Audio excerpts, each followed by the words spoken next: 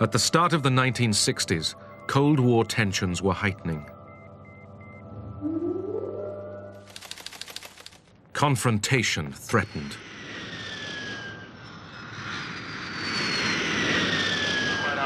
The two superpowers watched and waited, preparing for a nuclear holocaust. The world's safety depended on mutual assured destruction, the threat of mutual suicide that came to be known as MAD, MAD. It's not mad. Mutual assured destruction is the foundation of deterrence.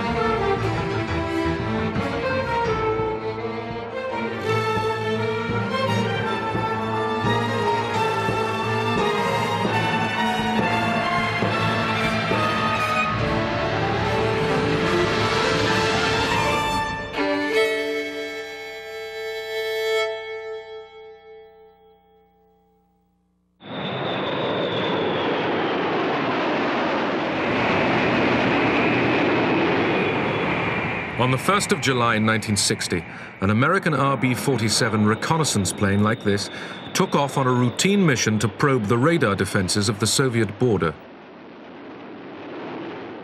We took off from Brize Norton Air Base in England. That was our forward operating location on that particular date. And we were supposed to fly this quote-unquote milk run. There's not supposed to be any particular problems during that particular flight. And we thought that this would be a rather simple flight, although it was a 12-hour mission. They flew in order to detect our radar stations. They wanted to know the location of the air defense system of the Soviet Union. They often flew close to our borders. We started flying parallel to the Soviet coastline, which had Murmansk and the mouth of the White Sea and so forth up there. And we knew there was quite a bit of activity going on up there by the Russians at that time. I was on combat duty to intercept, and I flew up to find the enemy. I was guided from the ground. When I saw the enemy plane, I identified it and radioed my base. The co-pilot said, check, check, check, right wing. And the aircraft commander, Major Palm, said, where the hell did that guy come from? I signaled the plane to follow me. He wouldn't obey. I radioed my base and asked what I should do. An order came back, destroy it. I opened fire, and the plane started to burn. As the MiG fighters returned to base, John McCone and co-pilot Bruce Olmsted parachuted to safety and imprisonment in Moscow's Lubyanka prison. The 4 other Americans on board had died in midair.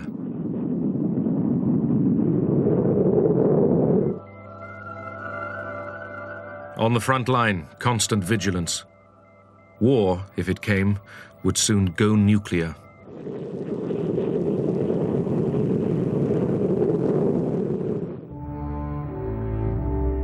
American Titan missiles, each with a warhead that could destroy Moscow, were ready to be launched.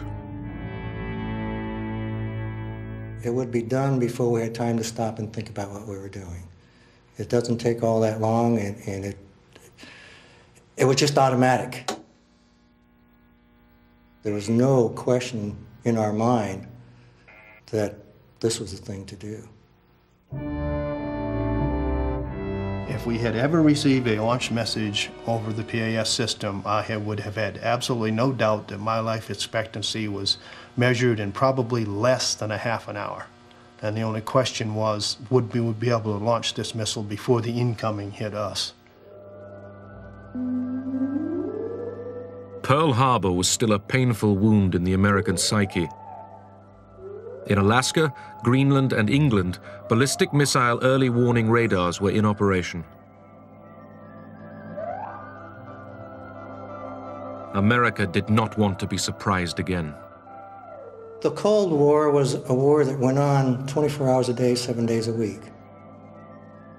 We felt that they were trying to take over the world, and actually we were one of their largest stumbling blocks in that effort. Therefore, we were one of their primary enemies, and their primary target was to take over our country. They were banging it into our heads, and we couldn't have imagined otherwise. The Americans were aggressors who wanted to conquer the whole world, and we had to protect the world. In 1961, the new American president, John Kennedy, had taken office in a tense nuclear world. He inherited from Eisenhower the doctrine of massive retaliation.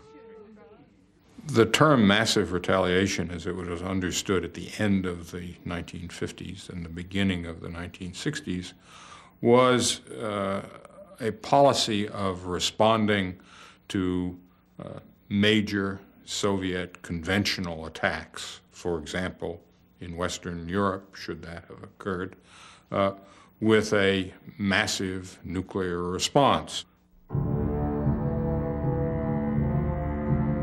Massive retaliation had been conceived at a time of clear American superiority.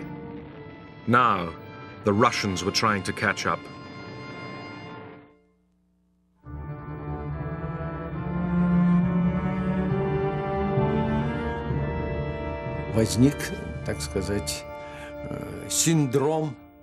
There was a syndrome to catch up and overtake, to try and show everyone that we weren't far behind the Americans, that we too had nuclear weapons. There were those who said that we can only prevent a nuclear war if we oppose world imperialism with a force of similar strength.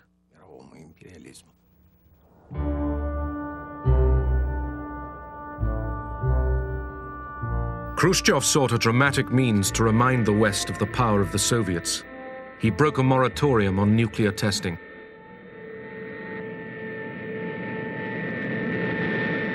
October the 30th, 1961. A Russian bomber crew were preparing to drop the largest bomb the world had ever seen.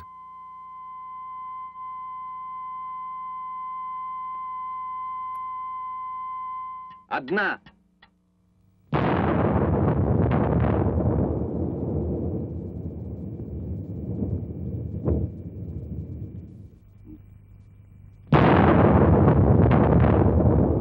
The explosion was the equivalent of more than 50 million tons of TNT, more than all the explosives used in World War II.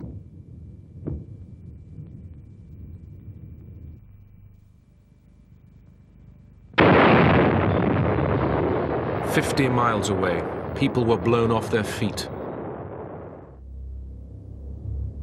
Khrushchev said he wanted the bomb to hang like the sword of Damocles over the imperialists' heads. Kennedy took up the challenge.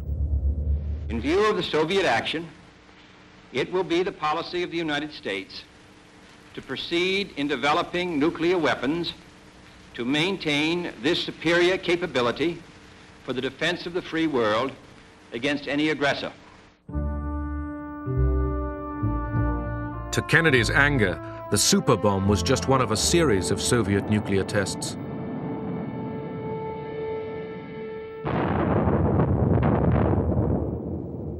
I remember counting down the seconds, then dropping the bomb. We had to put on special glasses and pull down curtains to protect us against the radiation. We'd put on the glasses, but we'd forget to draw the curtains as we wanted to have a peek.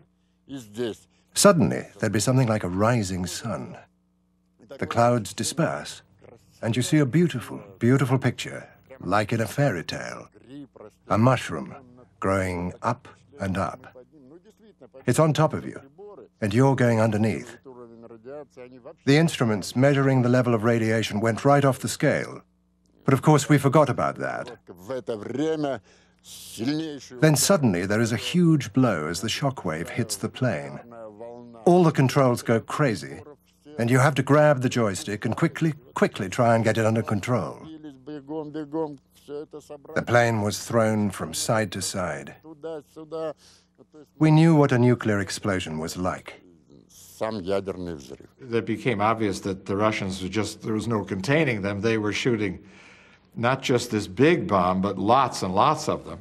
And we essentially did the same thing. We went and, we got bombs from wherever we could find them and took them to Nevada and shot them just in order to respond to these Russian tests. It was a crazy period.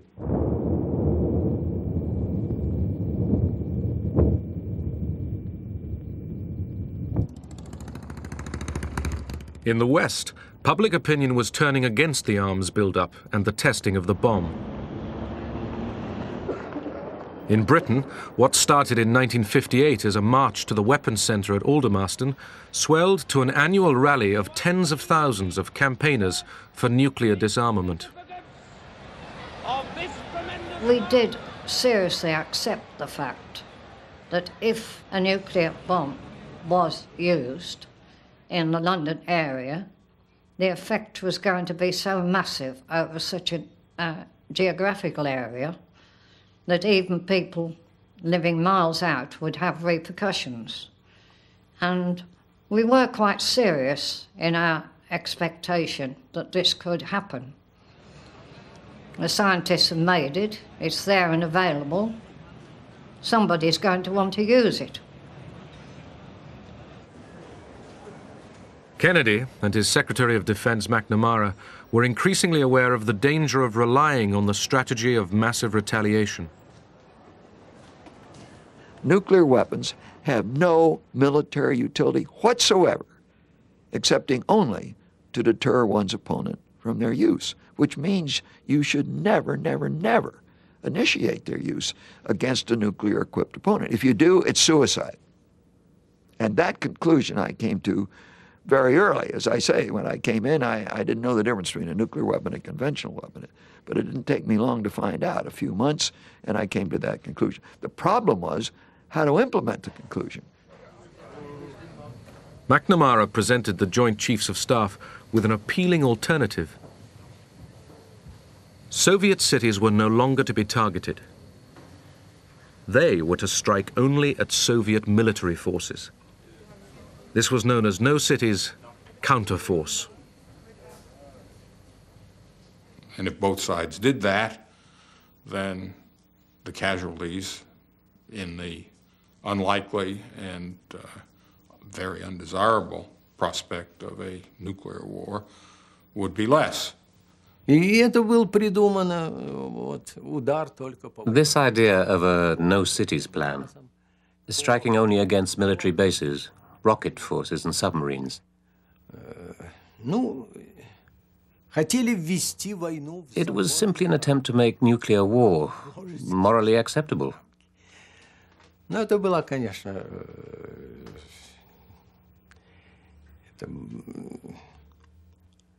was an attempt to deceive oneself. The Russians weren't the only skeptics. The head of the Strategic Air Command, General Power, was briefed on counterforce by one of McNamara's assistants. General Power insisted that the only way to deal with these barbarians was to blow them all up. And I said, but who's going to win that? And he said, I would be satisfied if there were just 2 Americans left and 1 Russian. That would be, we would have won. And I said, well, there'd better be one of them a woman. October 1962. Khrushchev, seeking to reduce American nuclear superiority, sent Soviet missiles into Cuba. It was real. You know, this was no joke. They were moving mid-range missiles into Cuba, and I don't think there's any doubt about the fact they were moving. They may have had some there already. They certainly had the facilities to rapidly introduce them. That was tense. Kennedy ordered a blockade and put his forces across the globe on the highest alert.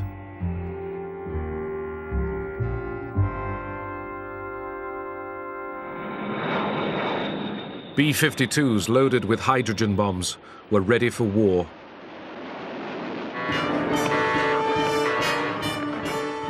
During the Cuban crisis, if the horn blew, we shook like the devil. I mean, we were scared. We said, we're on our way. So we simply ran to that airplane and fired up the ground carts to get power to the airplane and air to start the engine. And we cranked those engines as fast as we could, and we would listen for a message from Strategic Air Command to give us instructions on what type of exercise it was, if it was a practice or if it was a real thing. You know, you literally swallowed because you didn't know what it was going to be. Confronted by Kennedy's nuclear superiority, Khrushchev turned the missile ships back. Both Khrushchev's government and Kennedy's government proved to be wise enough to find their way out of this situation. The Cuban Missile Crisis was very important. It showed just how close to the edge of the nuclear precipice the world was standing. Moscow and Washington realized that direct communication between the two capitals must be improved.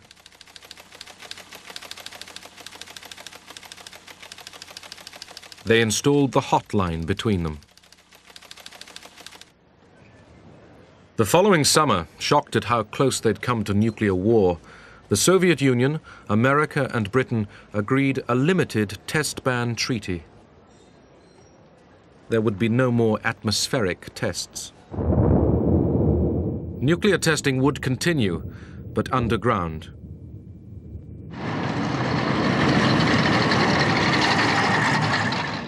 In Russia, the Kremlin had learned a lesson. Never again did it want to confront America from a position of weakness. Lack of nuclear armaments and the weakness of the Soviet Union came as a shock to the Soviet leadership. It was like a cold shower for the government, who realized that these weaknesses had to be overcome.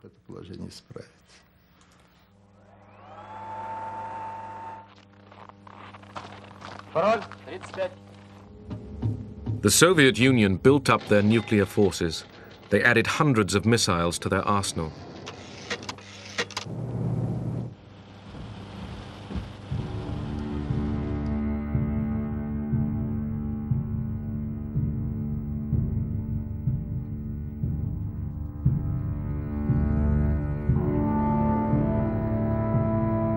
The Americans had to accept that, realistically, they could no longer destroy all the Soviet forces. It became clear that if you said that your main approach was going to be to target the other side's military capability, what would happen is that those targets would proliferate to the point where there would be no limit to the amount that you would spend on strategic forces. The military on both sides accepted that they could no longer protect their own country from destruction. The superpowers had discovered they had one thing in common, an interest in avoiding nuclear war. It is an ironic but accurate fact that the two strongest powers are the two in the most danger of devastation. All we have built, all we have worked for, would be destroyed in the first 24 hours. And even in the Cold War, which brings burdens and dangers to so many countries, including this nation's closest allies, our two countries bear the heaviest burdens. For we are both devoting massive sums of money to weapons that could be better devoted to combat ignorance, poverty, and disease.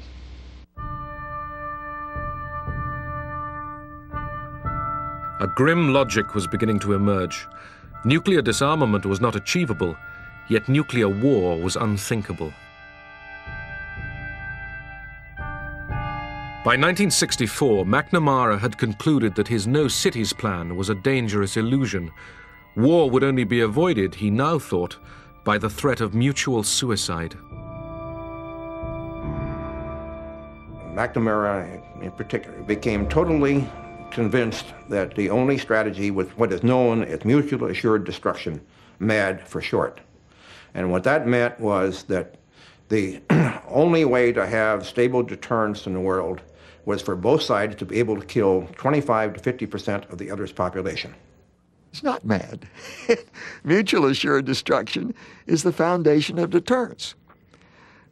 Today, it's a derogative term, but it's those who denigrate it don't understand deterrence. If you want a stable nuclear world, if that isn't an oxymoron, let me rephrase it, to the degree one can achieve a stable nuclear world, it requires that each side be confident that it can deter the other. And that requires that there be a balance. And the balance is the understanding that if either side initiates the use of nuclear weapons, the other side will respond with sufficient power to inflict unacceptable damage. Submarines now played a crucial role.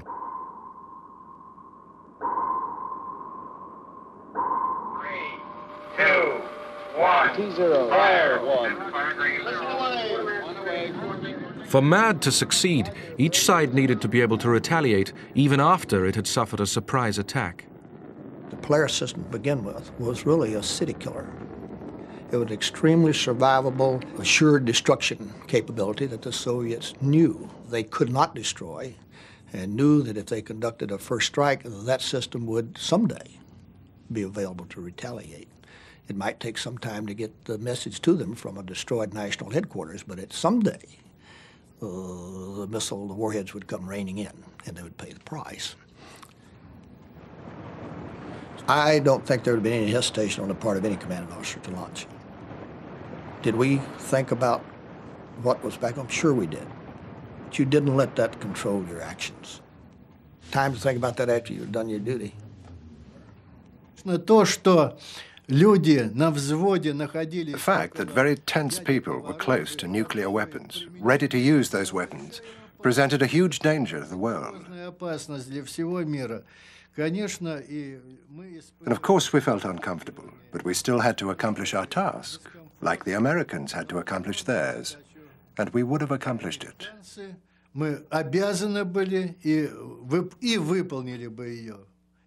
What would it have ended in?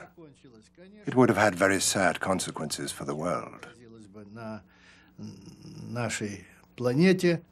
I thought from the beginning it was morally bankrupt, decrepit, morally I just do not accept war, that the primary objective of the war is to kill people. Primary objective of war is to win the bloody thing with as few losses to, first of all, to your own side, and second to the other side. Always you want to minimize losses on both sides, but first of all yourself. But you want to win the thing and get it over as soon as possible. If the first day had involved attacks on cities, then it would have been just unbelievably catastrophic. Tens of millions of deaths and enormous destruction. Even one thermonuclear weapon on a large city would be destructive on an almost unimaginable and unprecedented scale. World War II killed 50 million people, but it didn't do it in one day.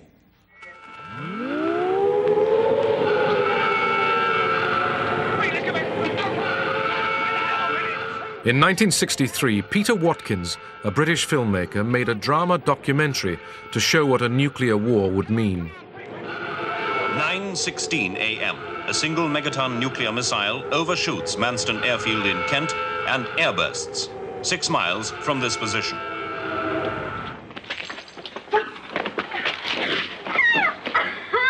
At this distance, the heat wave is sufficient to cause melting of the upturned eyeball, third-degree burning of the skin, and ignition of furniture. 12 seconds later, the shock front arrives.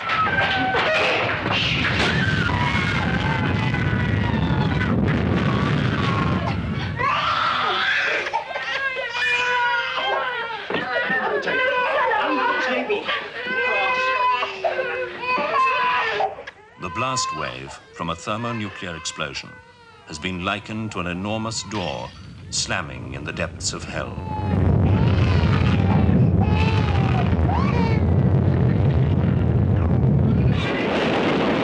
The film was called The War Game.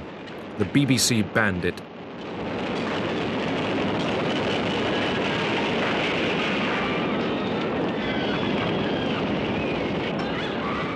It wasn't seen on television for 20 years.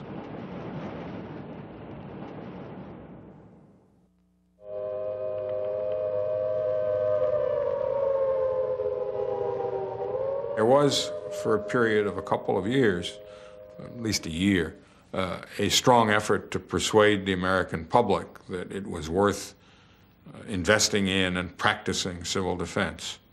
That campaign fell flat. The public wasn't very interested. I think the public concluded that if a thermonuclear war were to take place, civil defense, although it might preserve some lives, would not preserve most lives, and what came afterwards would have made life not worth living. Whether you're sitting in your desk next to the window or standing in the elevator shaft, it wouldn't be of any great significance if the bomb were dropped in this area within a radius of 25 miles. I assume you're supposed to go to a shelter, but in a city like New York, there's not much chance that a person would survive if there was an attack or something. In the case of a real attack, nobody would know what to do, I'm quite sure.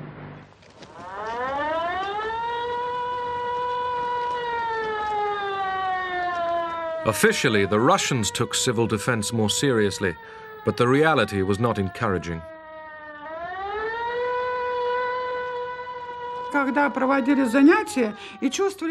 When people began to realize how dangerous these weapons were, they used to joke that if a nuclear bomb was dropped nearby, all they'd be left to do was to cover yourself with a white bedsheet and crawl to the cemetery. If you could make it to the cemetery, that is. The leaders were guided by the idea that, as there might not be a nuclear war, why spend money which we were so short of? On the other hand, if there was a war, civil defense would not help. It was a very sensible, purely pragmatic Russian attitude.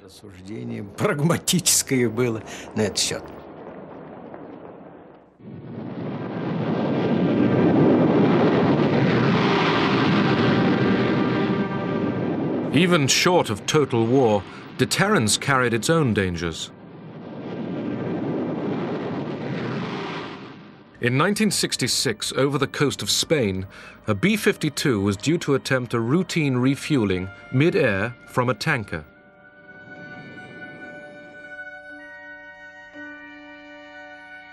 In the village of Palomares, Simo Ortez was setting out for the day's fishing.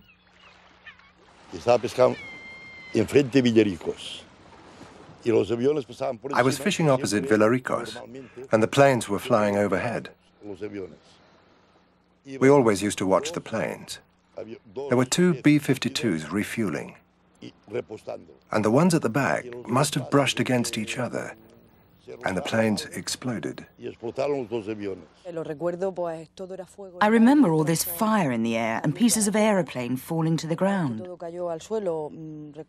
I remember all the neighbors running to the place where the smoke came from. We thought that what had fallen there was still burning.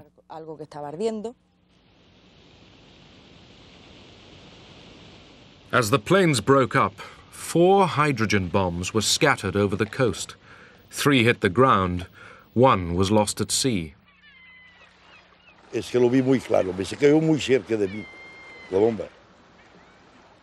saw it very clearly. The bomb fell into the sea, very close to me.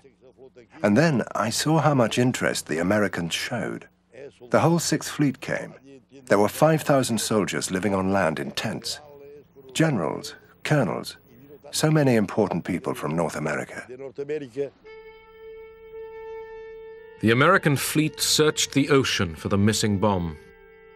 Those on dry land had different problems. When the bombs hit the ground, safety devices prevented a thermonuclear explosion. But the conventional high explosives used to trigger a nuclear blast had gone off, scattering radioactive plutonium.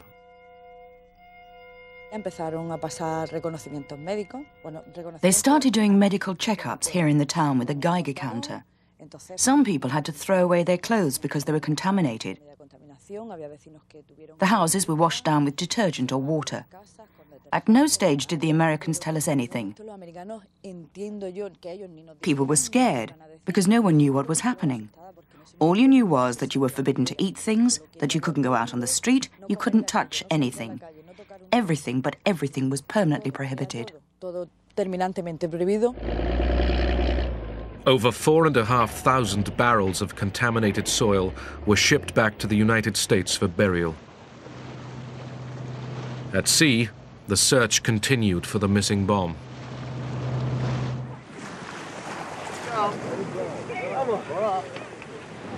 The Spanish feared that the Mediterranean was contaminated. American ambassador, Biddle Duke, went swimming for the cameras. Ambassador, do you detect any radioactivity in the water? if this is radioactivity, I love it. 80 days after the accident, an American mini-submarine, Alvin, found the missing bomb intact. The Pentagon called a lost nuclear bomb a broken arrow. Palomares was the 14th broken arrow since 1950. More were to come. The number of Soviet accidents is still unknown. The Russian military were unconvinced by McNamara's notion of assured destruction. They saw it as their first duty to protect their homeland. They worked to develop anti-ballistic missiles, ABMs, which could destroy American missiles in flight. В свое время это был щит и меч. Был танк и было противотанковое орудие. Был самолет. First there used to be a sword, and then a shield. И вот показалось, что then a tank and anti-tank gun. Неуязвимым средством, что уровень. Now it turned out that a missile was not invulnerable. Science and technology was developing so fast, it had become possible to fight the most dangerous, most invincible weapons. To the United States, Russia's ABMs came as a blow.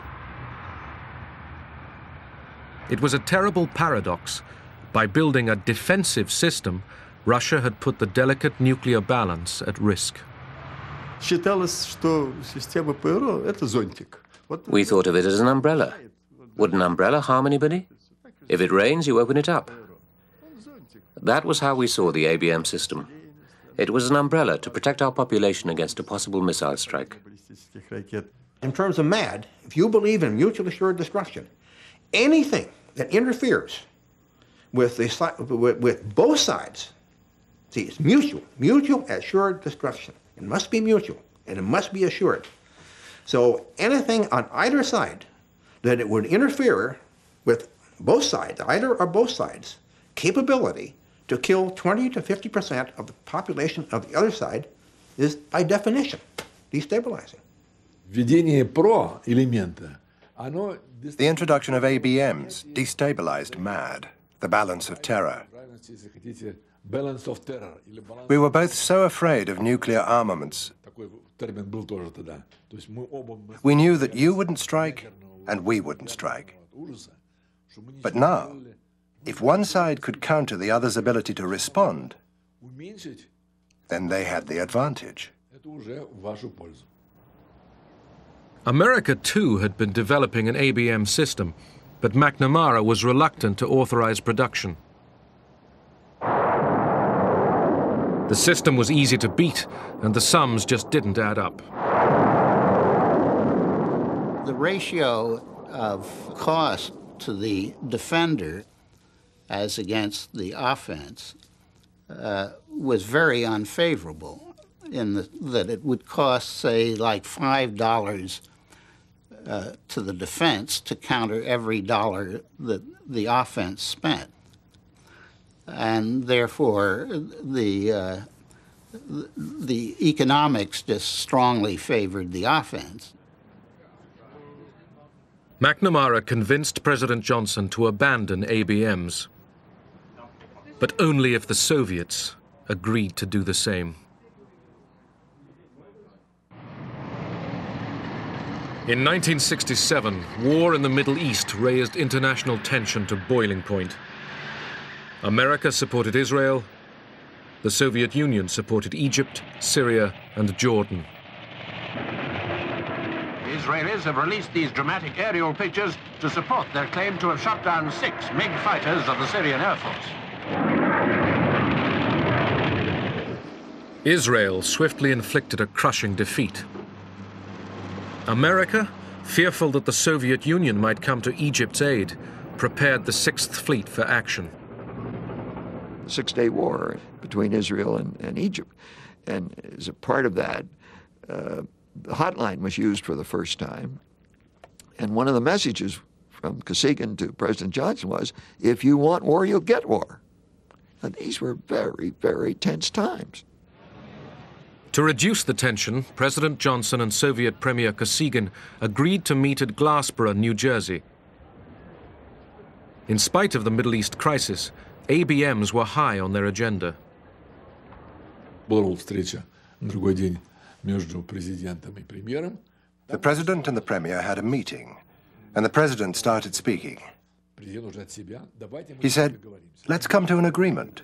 Let's each not build such expensive ABM systems. Kosygin said, I'm against this.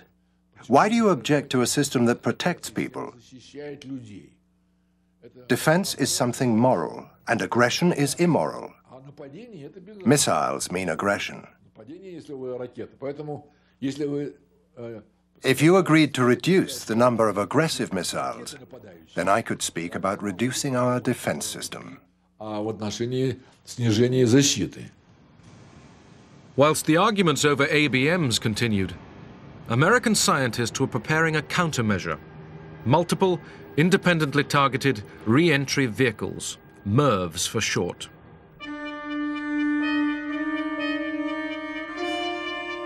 One single missile could now carry 10 separate warheads, each capable of destroying a city.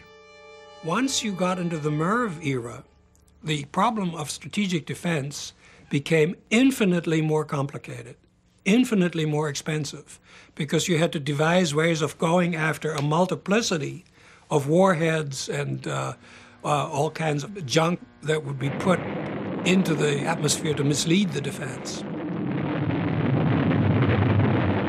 Одной противоракетой можно поразить по существу одну баллистическую... One anti-ballistic missile is enough to shoot down one ballistic missile. Баллистическая ракета имеет... But now imagine that a ballistic missile has 10 separate warheads. Тогда, значит, возникает необходимость... In order to shoot down one of those missiles, you would need at least 10 anti-ballistic missiles. Против нее по меньшей мере 10 противоракет. Here are two figures for you to compare. The United States of America had on their land-based launching sites alone 1,054 ballistic missiles. To counter that, we would have needed over 10,000 anti-ballistic missiles. That would be madness. Это безумие. The Soviet Union realized that unless we stopped the arms race, then the Americans, who were financially better off, could outdo the Soviet Union. The leadership began to understand that now we had to choose between building socialism and communism or making missiles. Или, значит, делать ракеты.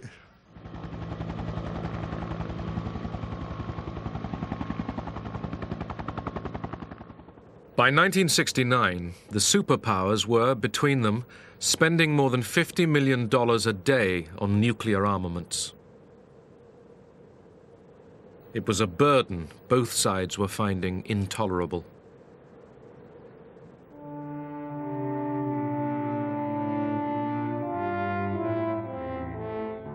At last, they agreed to meet in Helsinki to try to halt the arms race.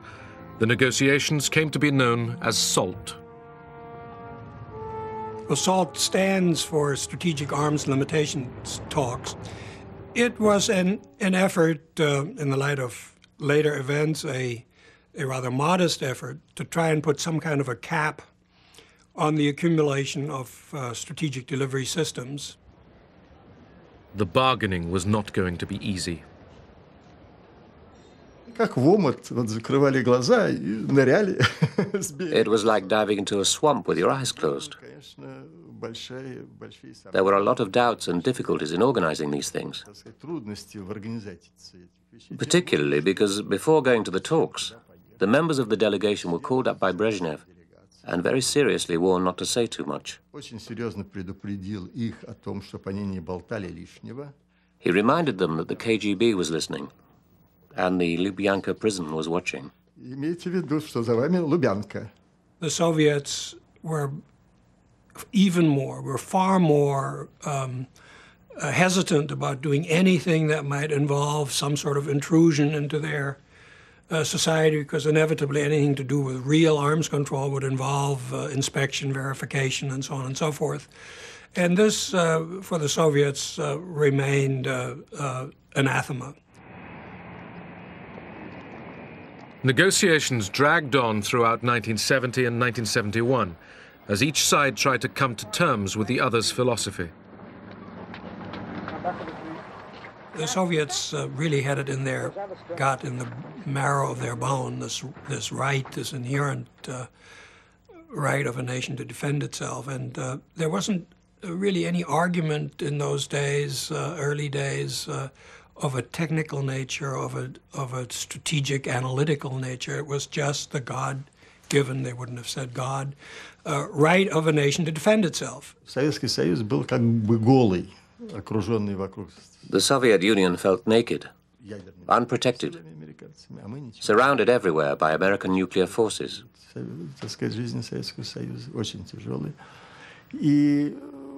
It was very difficult to protect the Soviet Union. When we had developed our own ballistic missiles, although we had very few, we realized that it had acted as a counterbalance. But when we started the talks, we remembered all the kinds of weapons that could reach us. Behind the scenes, Henry Kissinger, Nixon's national security advisor, arranged private meetings with Soviet ambassador Anatoly Dobrinin.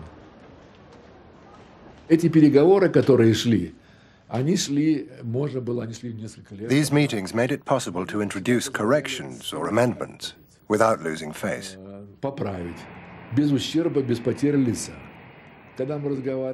Using the back channel with Kissinger, we could first state the official point of view and then talk more freely.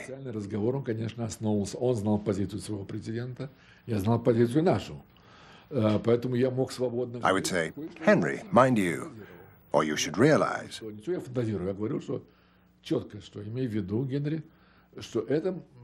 I was really just thinking aloud. Then he would say, well, Anatoly, why should we get stuck on this? Why don't we do it in a different way?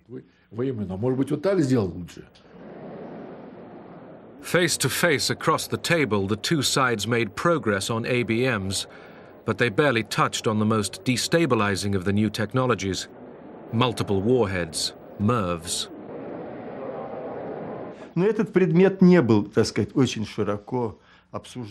The subject was not really discussed, because by then the Americans already had this technology, and Russia didn't. We believed that we should have it too.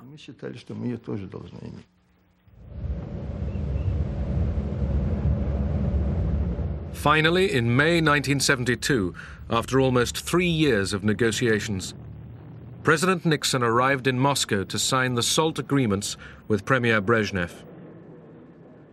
ABMs had now been discredited, and the two sides agreed to limit them. But all they could agree on offensive weapons was a temporary freeze on missile launchers. The superpowers were learning to cooperate.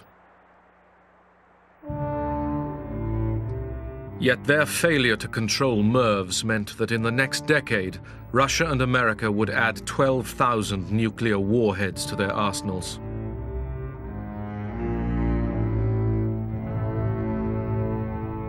Preparations for global annihilation continued.